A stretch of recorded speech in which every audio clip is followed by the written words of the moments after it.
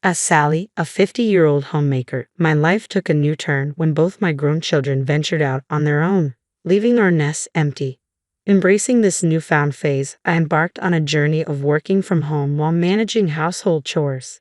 Thankfully, my husband stood by me every step of the way, offering unwavering support. Initially, my earnings trickled in at a modest $200 per month. Yet, with persistence and dedication, that figure steadily rose to $600, then $800, a testament to the growing opportunities in my freelance work. I'm deeply appreciative of the clients who entrust me with their projects, enabling me to contribute to our household income. Living in the same neighborhood as my husband's twin sister and her family adds an extra layer of familiarity to our lives. Being of the same age as my sister-in-law brings an inevitable camaraderie as we navigate this stage of life alongside our supportive spouses. From the start, a semblance of closeness formed between us, yet my disdain for my sister-in-law remained steadfast, making even the simplest conversations burdensome.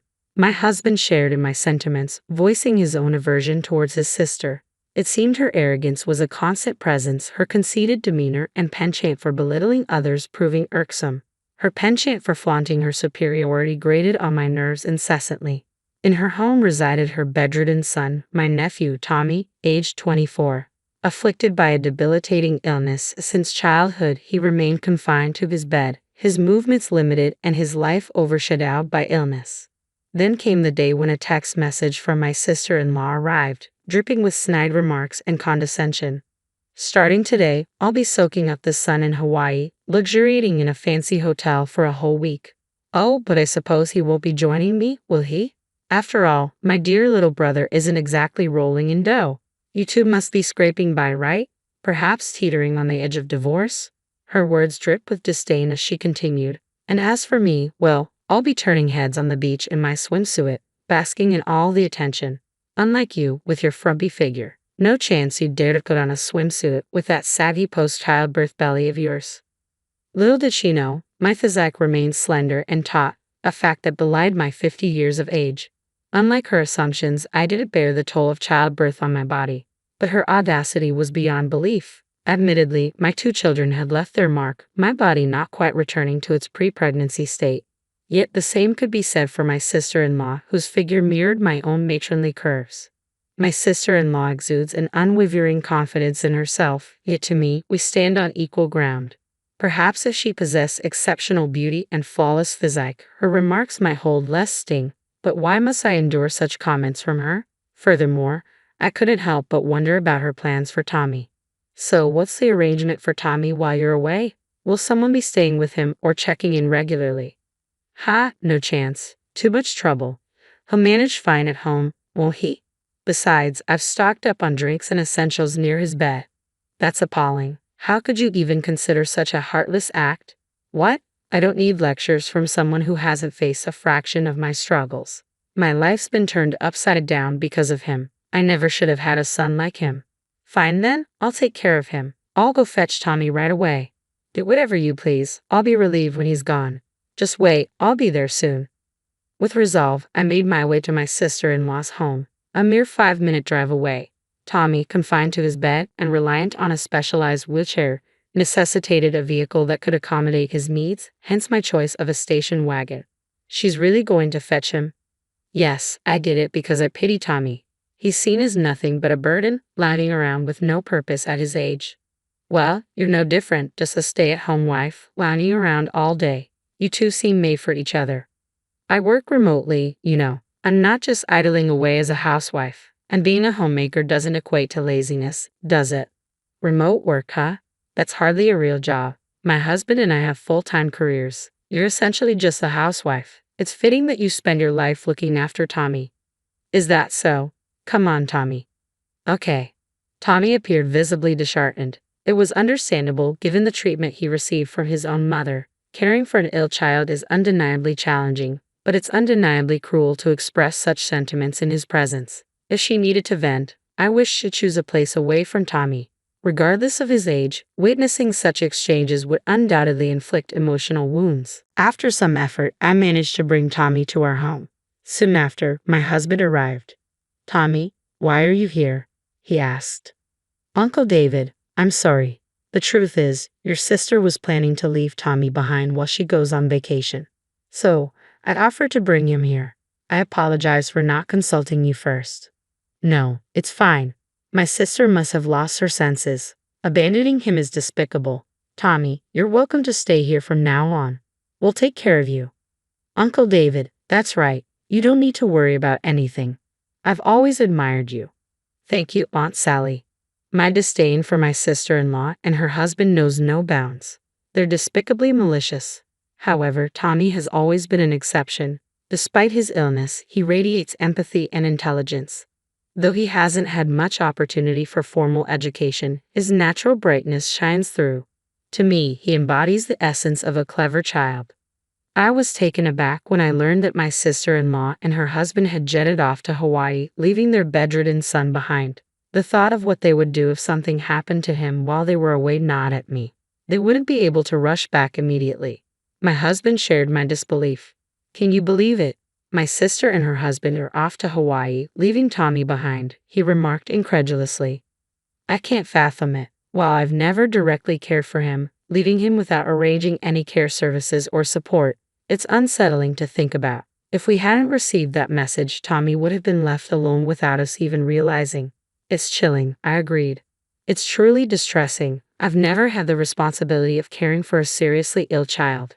My own parents are still healthy and have always expressed their preference for a senior home should they become incapacitated. Consequently, I've never been in a caregiving role myself. That's why I initially hesitated to criticize my sister-in-law. However, I still struggle to comprehend how she could leave her son with only a drink and simply walk away.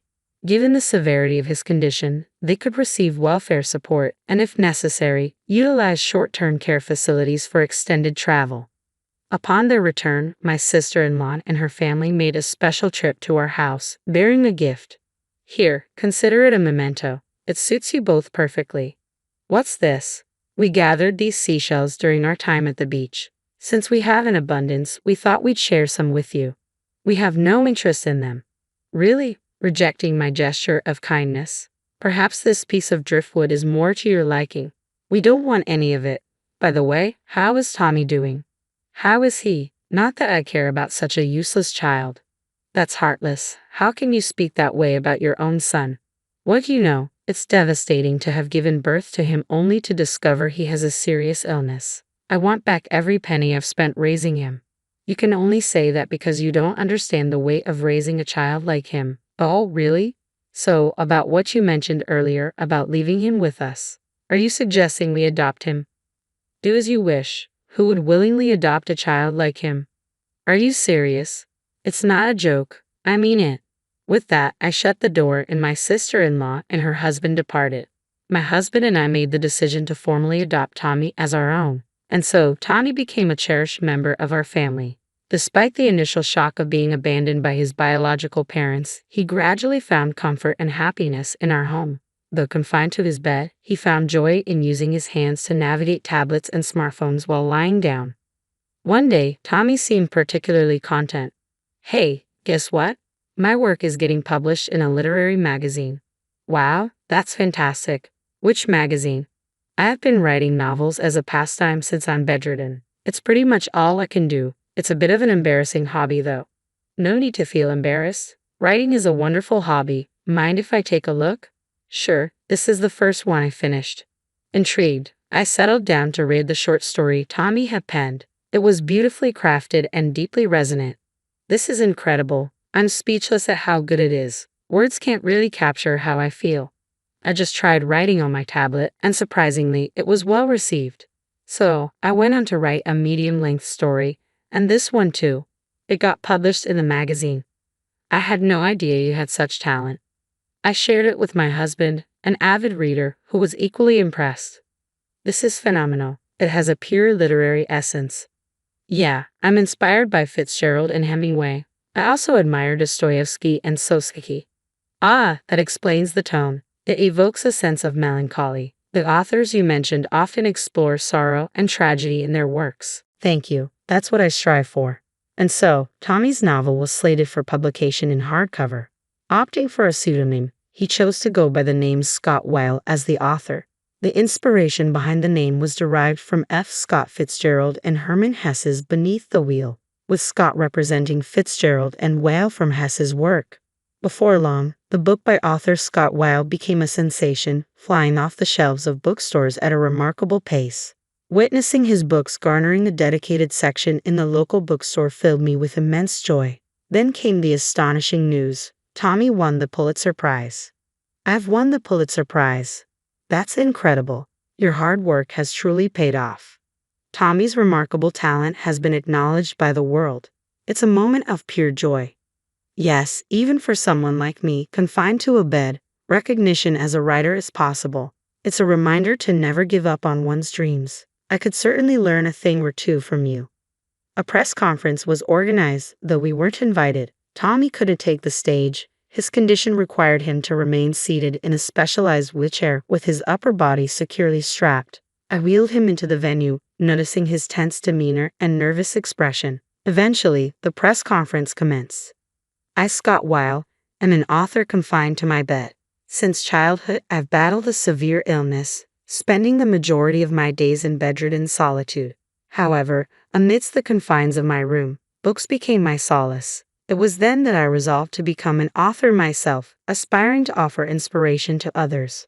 I am deeply grateful to all those who have embraced my work, as well as to my adoptive parents who have supported me. Following Tommy's speech, the journalists began their inquiries, some of which proved rather insensitive. They delved into the topic of his adoption. In response, Tommy offered a poignant reply. My biological mother faced immense challenges due to my illness. It's likely that she struggled to cope and may have developed resentment towards me. I can't fault her for it. Voices erupted from the crowd. What appalling parenting. Yet Tommy showed no inclination towards seeking pity. Each person faces their own challenges, so I implore you not to rush to judgment. Please, I ask for your understanding. Once everything concluded, my husband and I assisted Tommy into the car. Our vehicle was adapted to accommodate Tommy's wheelchair with ease. Upon arriving home, we were greeted by my sister-in-law and her husband. Tommy, he won the Pulitzer Prize. I'm ecstatic. Come back to live with us. My sister-in-law's demeanor suddenly shifted. She likely envisioned Tommy's newfound success as a potential source of wealth. No, I'm staying here. I won't go back to that house. But I'm your birth mother. My only parents are Sally and David. Then hand over the prize money. No, this money belongs to my mom and dad, not you. It's for Sally. What? I'm the one who raised you all these years. Give it to me. Not a chance. I don't consider you my parents anymore. Even when I was young, you insulted me. I didn't speak ill of you at the press conference, but you often said hurtful things like you regretted having me, even mentioning abandoning me. Do you have any idea how much that hurt? I'm the one who feels regretful for having a parent like you. You owe me an apology. I've done nothing wrong. How dare you forget the favor of raising you, she exclaimed. Her husband joined in, persistently demanding the money. Their greed left me astounded, wondering just how insatiable they could be. It was disgraceful, a display of sheer vulgarity. Despite boasting about their stable jobs and financial security, their behavior seemed utterly foolish. In response, I decided to confront them. You seem to have quite the obsession with money. I've noticed you selling various items on those online marketplaces, I retorted. You're so eager to turn a profit. Look here, you're selling a collection of seashells, aren't you? And it appears you're also peddling coral. Do you think that's acceptable? Everyone buys seashells to adorn their homes, she countered defensively. No, that's not acceptable. Perhaps collecting a few seashells as souvenirs from a Hawaiian beach could be permissible, but definitely not coral. Even if you argue they're harmless because they're not alive, that doesn't justify taking them. It's not just about that. Both seashells and coral play crucial roles in forming the beach ecosystem. Even if the coral is no longer living, it's still not appropriate to remove them. This is even stated on Hawaii's official website. I suggest you familiarize yourself with Hawaii's fishing regulations. You'll see it's not permissible, and you may even face fines for such actions. What? No, I refuse to accept that. Well, considering you're selling them online, it certainly appears malicious, so I'll be reporting you. We're going inside now. Goodbye. No, please don't. I'm serious. You'll get caught for sure. I won't hesitate, I warned sternly. With that, we promptly retreated into our home. Without delay, we contacted the authorities. While collecting a few seashells might seem harmless, the sheer volume being sold on the online marketplace by my sister-in-law was alarming. It raised suspicions of potential poaching activities. Despite her possibly believing it was permissible to take coral as long as it wasn't alive, ignorance could have serious consequences. Of course, I also reported her on the online marketplace. Although I only became aware of the situation yesterday, I saw it as fitting payback. Since then, my sister-in-law has faced consequences involving the police and paying fines. I hope this serves as a wake-up call for her to recognize the seriousness of her actions and reflect upon them. Since then, my sister-in-law has ceased visiting our home. Perhaps she fears I may take further action against her. Personally, I have no intention of retaliating unless provoked. However, I prefer to avoid interactions with my sister-in-law. So I'm grateful for the distance she's maintaining. I hope she continues to keep her distance indefinitely. On the contrary, I'm balancing caring for Tommy while working remotely from home. Fortunately, I have assistance from a caregiver, easing the burden of responsibility. While tending to Tommy's needs can be challenging due to his bedridden condition, I find solace in simply being by his side. My priority now is ensuring Tommy can continue writing novels without worry. I dream of his works gaining widespread recognition globally. Even our children have become avid fans of Tommy's novels. With their impending return home, I look forward to cherished moments spent together as a family.